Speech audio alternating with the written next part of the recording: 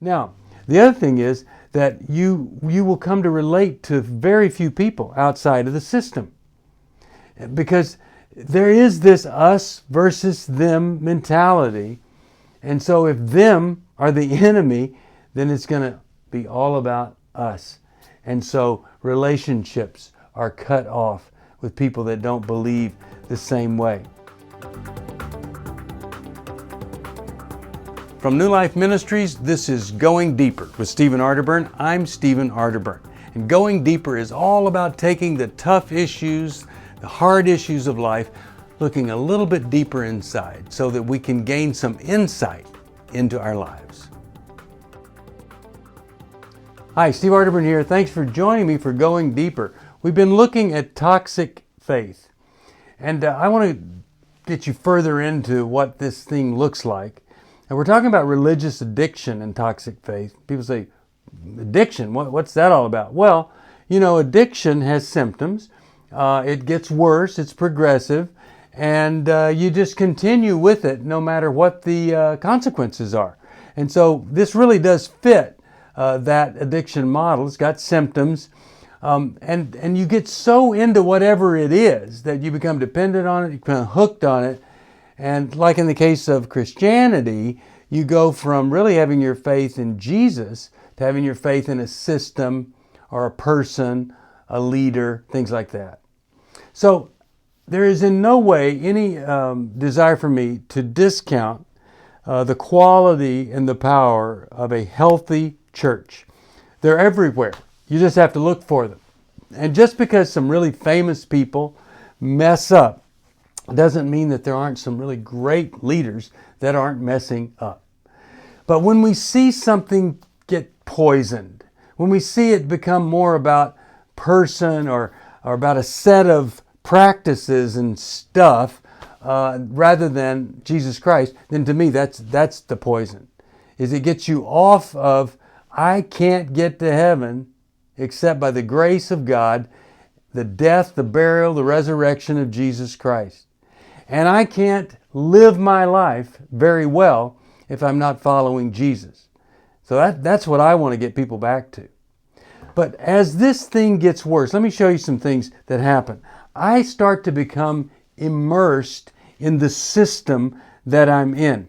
I become an active member. And you know, at some point, I like to throw it out there that I'm part of this church or this organization or whatever. And the organization becomes much more a part of me than any other thing, even my family. Now, I'll deviate a little bit. Sometimes when a person is recovering, they start going to Alcoholics Anonymous, let's say. And in the beginning, Alcoholics Anonymous seems like it's more important than the family. Well, in the beginning, it actually is. Because if that person doesn't sit down, shut up, listen to what they're saying, follow some guidelines, work the steps, then the family is going to be hurt once more. So I'm not saying that's a bad thing when it comes to addiction and recovery meetings, which aren't based, there's no leader, there's no big shot in recovery. That's a good thing. I don't want to discount that. But as a person recovers, all of a sudden, the AA program, the groups you go to, all of that becomes less and the family becomes more not because you need less AA, but because it becomes part of you. And you don't have to go to 90 meetings in 30 days or 90 days to maintain sobriety. You're living it out, and so now the family grows in importance. But in this system, it kind of engulfs you. You become so much a part of it, you get infused into it, and people can't tell the difference between you and the system. And boy, do you ever know all the propaganda. You know all the things to say when somebody has some kind of conflict. They mention something about the leader. You know how to counter that. But the writings of the leader or the opinions of the leader become everything. I've watched some television shows where people have gotten out of some cultic religions.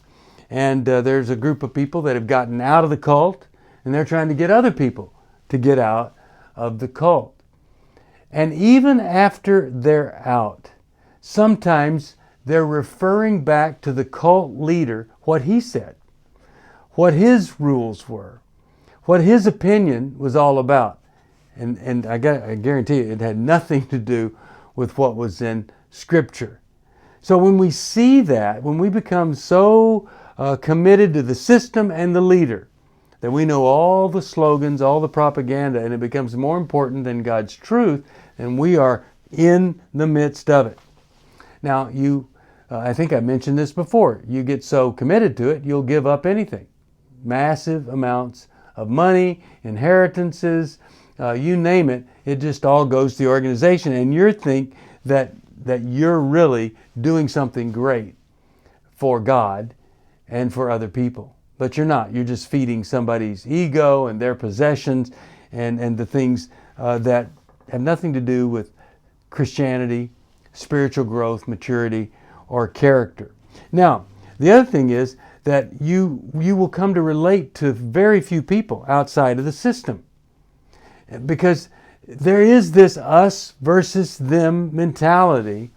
And so if them are the enemy, then it's going to be all about us. And so relationships are cut off with people that don't believe the same way.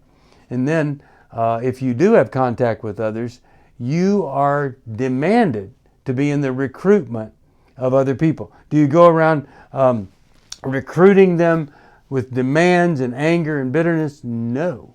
You recruit them by showing them love, acceptance, wanting to belong with them, especially at the point of their greatest vulnerability. Now you might think this is weird and strange, but it happens all the time. Imagine you're in a community and there's this church. It's the main church of this small community. It can be so powerful that you either are part of that church or you're not. If you're part of this little church over here, this little Bible church, you're not part of this big church where everything's happening, then you're viewed as the enemy. And the only reason I would have any kind of connection with these people over here is to recruit them to come to our big church. And really, the experience of church becomes like a self-medication exercise, where you're kind of going to get a high, or you're going to just X out or cancel out all the rest of reality for a little while. And your whole reality becomes the experience with that group in that church. And so this, I'll tell you, this self-medication thing, it really does kind of become a drug.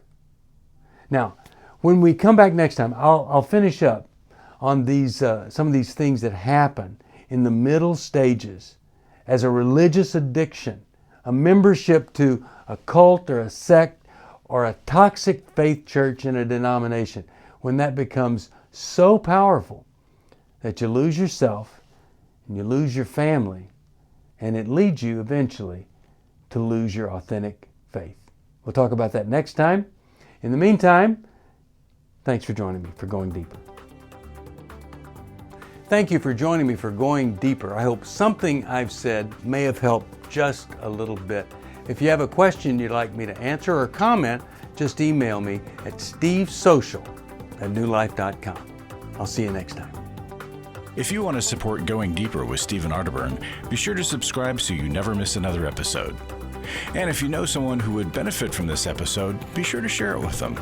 See you on the next Going Deeper with Stephen Arterburn from New Life Ministries.